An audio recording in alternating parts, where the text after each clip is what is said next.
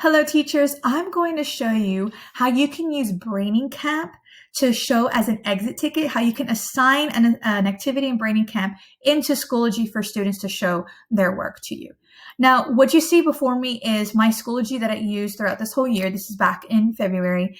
And you can see here, right here is what I want to focus on, these bottom two. Equivalent fractions using strips for exit ticket, and then the discussion. So in order for them to do the Brainingcamp, you want to offer them the link and then have them paste it in the discussion. And you can even see what my directions say here. Click the link above to find a fraction equivalent to 6/8, then share your work in the discussion. Now, of course, this does take training and practice for them to understand how to share it, and I'll show you how to do that. But I want to show you what it looks like when they click on it. So if I'm a student and I click on it, you're going to see it's already preset. What fraction is equivalent to 6/8? I have the whole, I have the 6/8. So the students had to come in here and they had to manipulate it to find it. And they told the fraction and then they shared it back with me in the discussion. So I got to go and see who really got it and who didn't. It's a great thing to use. So now let's move on to knowing how to do that. Let me show you. So here I am in Brainingcamp, and I'm gonna go ahead and go to the base 10 blocks since we're starting with place value. And remember, however it looks, it's exactly how they're going to receive it. So I don't want them to see this. I'm going to erase that. I'm going to hide that, excuse me. I'm going to go here to where the rows are, and I'm going to put 3 rows. Since we're doing place value, we want them to know how to compose and decompose numbers. I'm going to let my first exit ticket be, show me different ways, 2 different ways of representing the same number, okay? So, oh, what's too big? So again, I'm going to make sure I assign it to them where it's small enough that they can see. So I'm going to create a random number. So let me go ahead and just create a number. Okay. Let me go. And let's just say 1. Okay. And then I have to create the directions. Now they may not know what the rows are, so I'm just going to put here like way number 1. Oh, fix that. When I click out, then I can move it. And then I'll do another T for text, way number 2. Click out. And of course, right here, you can change the color, the size. I'm just going to keep it basic. And then, of course, I want to have my directions. Create 2 different ways to represent the number given at the top row. Okay. And I always say this, copy. Sometimes at the beginning, I say this a lot, and then eventually they just automatically know that what they need to do. But I'm going to go ahead and say, copy the link of your finished work, and paste in the Schoology discussion. Okay. All right. So then I'm going to click out, move it. There are the directions. Okay. Make sure you look, make sure everything looks good before you assign it to them. It's going to assign it to them exactly as it is. Then you're going to go here and put share.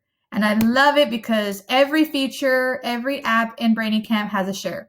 Okay. So fractions, everything. You just saw the fractions. All right. So you're going to go to share code. There's 2 ways you can share code. And let me explain how this works well.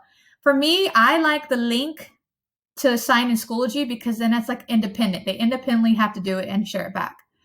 The share code, I would like to use that. That's really great to use when you want to have them share with the whole class. So like you're actually in class and you want them to share the way that they made a number, and you display it in the on your interactive board. So they just have to give you your code. Like, what's your code? Okay, and you put the code in and it's there. So that's what that would be good for. So I would say link independent, share code for them to share with one another to see their work. Okay, so I'm gonna come here. And that makes it copied. You can see it says copy to clipboard. So make sure you click that, it'll copy it. Go to your Schoology. I'm going to use the same one. You could either click here if you already have stuff in your Schoology, or if it's completely blank, go to add materials, add file link. I'm going to go to my link. I'm going to paste my link, and I'm going to title it. I guess I will title it place value blocks just for now. Very important, where it says display in Schoology, don't forget this part. Click on it so it can say display in new window.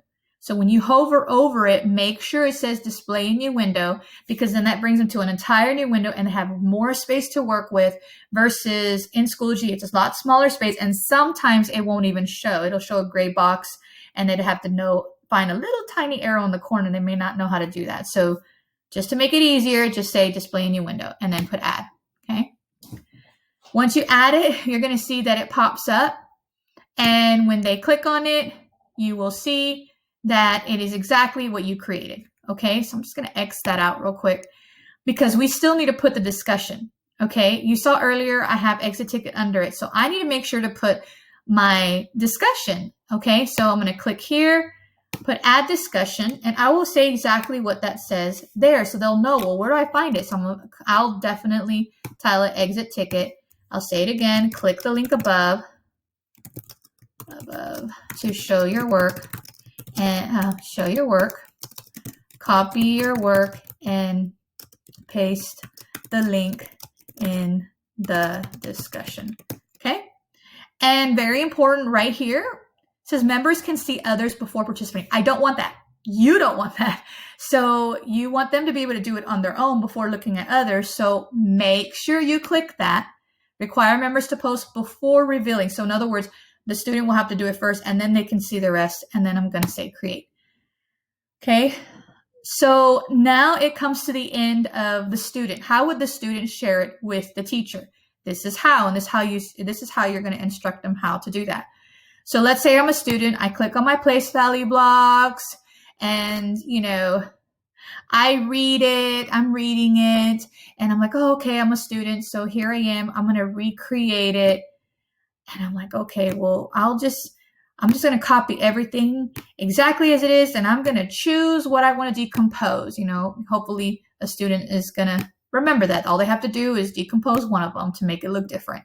All right, I'm going to get this one and I'm going to decompose that. I'm going to break it apart. So now I no longer have one.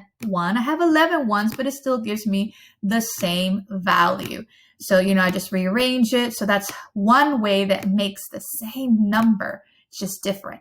And then, of course, I would do another way. But let's just pretend I did both. And if I'm a student, this is what I would do. This is how you instruct the students to do it. Same process. They're going to go to share. They're going to go to share code. They're going to copy. They're going to press the little boxes. They're going to go to their Schoology, and where the discussion is, they're going to click on the discussion.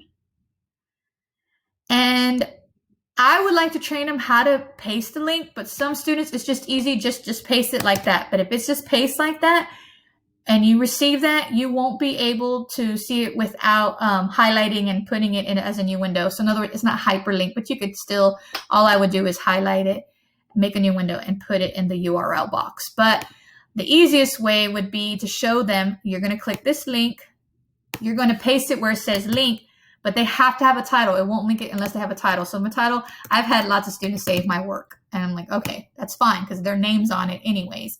Right here, you'll see their name. So then the student posts it.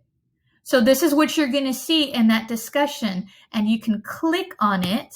And when you click on it, you will see their work. Isn't that great? So that's how you can create activities and exit tickets using Brainingcamp. Remember, it can be used for all the apps that they provide. I hope that was helpful. Have a fabulous day.